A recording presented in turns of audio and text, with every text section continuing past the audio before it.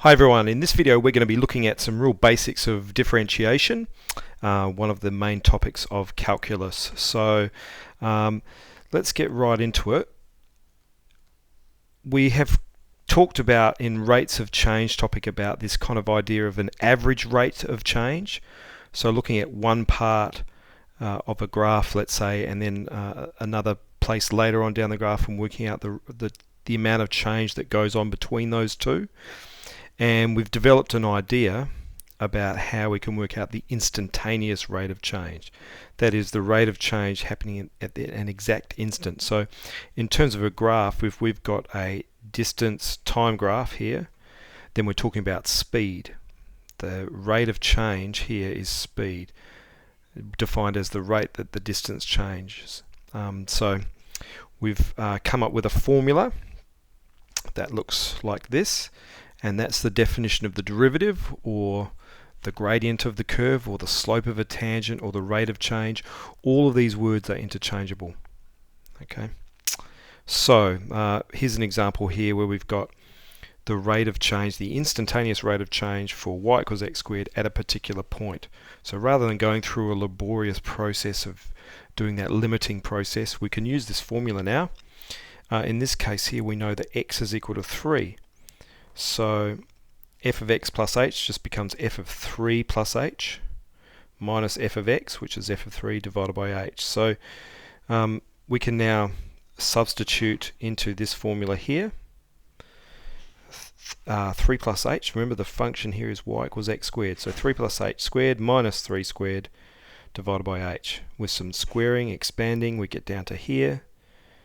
Divide everything by h and we end up with 6 plus h. Now we can see that as h tends to 0, this thing here tends towards 6.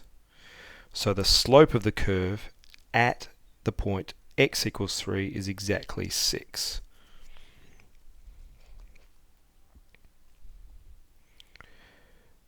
Here's a way of looking at this function in general, and the syllabus specifically mentions kind of understanding this one.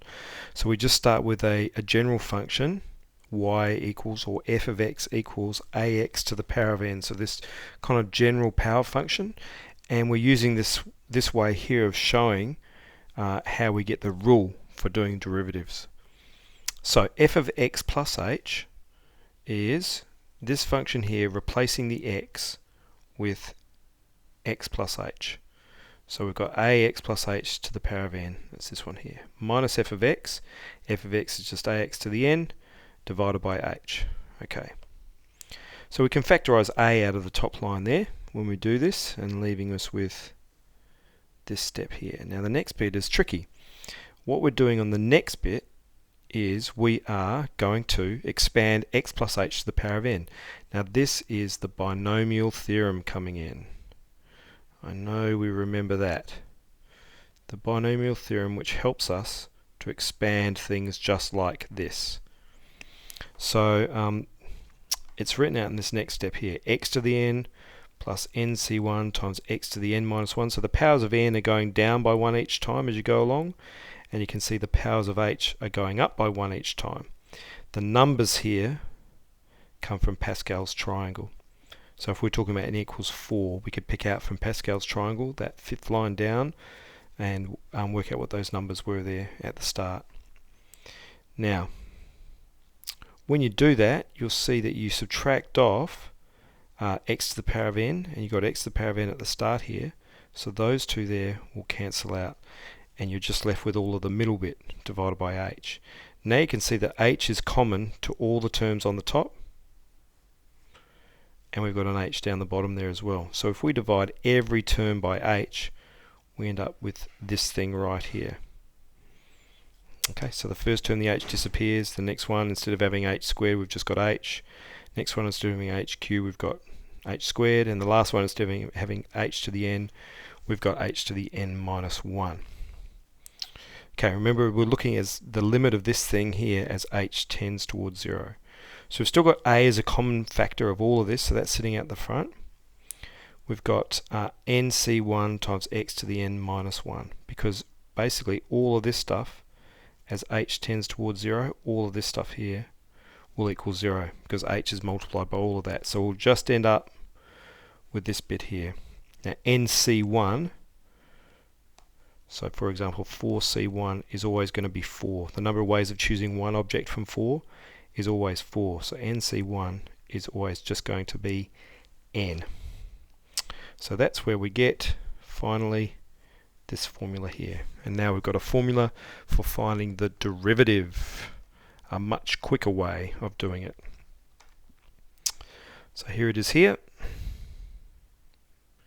If y is ax to the n, then the derivative is a times n x to the n minus 1. So the way I remember this is you put the power down the front and then you subtract 1 off the power.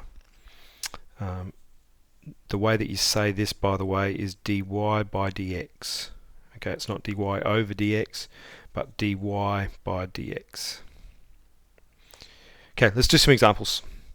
So in this one here, we've got y equals 3x squared. Dy dx, the derivative is, we bring the number down the front, so 3 times 2 is 6, and subtract 1 from the power. 2 minus 1 is just 1. So you could write 6x to the power of 1, or that's just 6x, so you don't need that power of 1, so that's 6x. Part B, y equals 7x cubed. Now I'm going to be lazy here and write y dash. That's another way you can write the derivative. So bring the number down the front. 3 times 7 is 21. And subtract 1 from the power. 21x squared. C. Y equals 2x to the power of 5. So the derivative is 10x to the power of 4. Bring the number down the front. Subtract 1 from the power. For D, y equals 3x, that really is 3x to the power of 1. So we bring the number down the front, which gives us 3 times 1, which is 3. We subtract 1 from the power. 1 minus 1 is 0. And we know that anything to the power of 0 is 1. So the derivative here is just 3. Now if we think about D, y equals 3x is a straight line passing through 0, 0 with a gradient of 3. So if I ask you what's the derivative, what's the slope of that graph, it's obviously 3 at every point on that graph. So this answer here, that the derivative is equal to 3 independent of x, makes sense. The derivative is always 3. And the last one, y equals 7. I guess we could write this as 7x to the power of 0. So number down the front, 7 times 0 is 0, subtract 1 from the power, this is just 0. So I guess we can use the rule here, but in either case the derivative is equal to 0. And again, let's think of this in terms of a graph. Y is equal to 7 is a horizontal line passing through y is equal to 7. And you can see at every point on that line, the gradient is 0. So again, this answer makes sense, that the gradient at any point on that curve is equal to 0.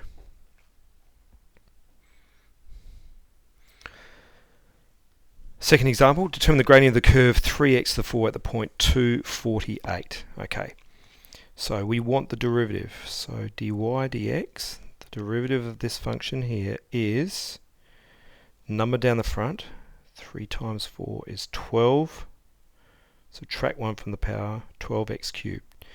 Now remember, this function here defines the gradient at every point on the curve.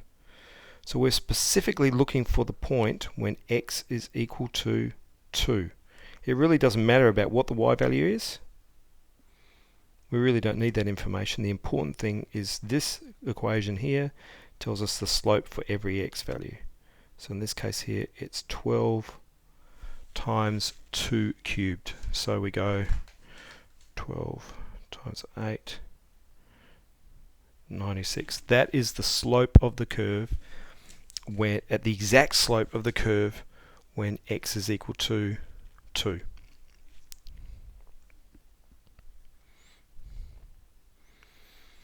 Example 3, find the coordinates of the points on the curve y equals x cubed where the gradient is 12. Okay, so what is the gradient? The gradient here is number down the front, subtract 1 from the power, 3x squared. That's the gradient of the graph.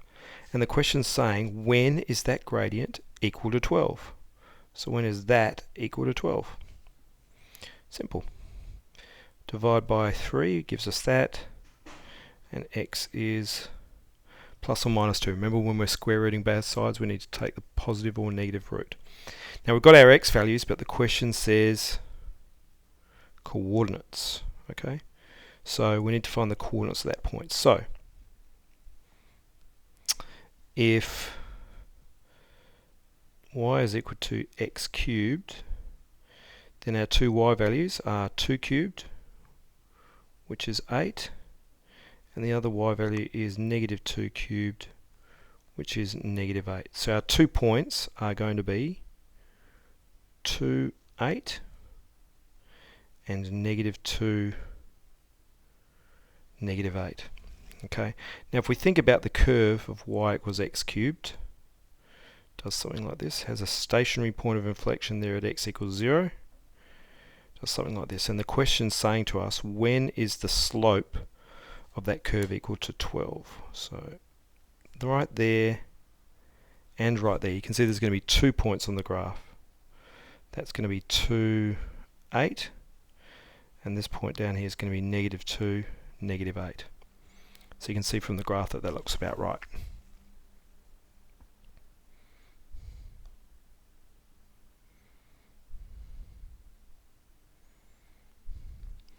Last one on here, we're going to find the equation of a tangent now for this particular curve at a particular point. This is a pretty simple process as well, because now we've got a way of finding out what the slope of the curve is. So let's do it. The slope of the curve at any point is number down the front. So 3 times 0.5 is 1.5. Subtract 1 from the power. So we get 1.5x squared. So at the point 2, 4, the slope of the curve at that exact point is 1.5 times 2 squared. Remember, we're just looking at the x value here. We're not worried about the y value. The equation tells us it's 1.5 times the x value squared. So 4 times 1.5 is 6. So we've got the slope of the curve at that point. Now that's the exact same as the slope of the tangent. Okay, so to work out the equation of a line, I need 2 bits of information. I need the slope of the line and I need a point on the line. And now I've got both. I've got the slope of the line, I've got a point on a line. So here's the equation of the line. Y equals mx plus c. The y value is 4. The gradient is 6. The x value is 2, and this helps us to work out what c is. 4 is equal to 12 plus c. So c must be negative 8. So therefore, the equation of the tangent is y equals 6x minus 8.